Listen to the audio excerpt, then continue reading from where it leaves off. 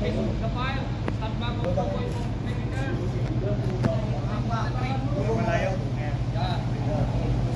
na nga po, hindi ka lumapit kasi mahina lang naman yung hangin. Position. Yung leader mo. Okay. Tira. Saan na nagaling yung apoy? Mayroon ng okay na. Tama na. Kita niyo yung ano, yung lumabas na ano niya, yung powder niya. Pag yung hangin niya pasalubong sa'yo,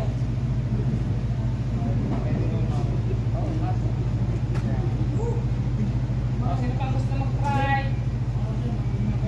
Try pa, try.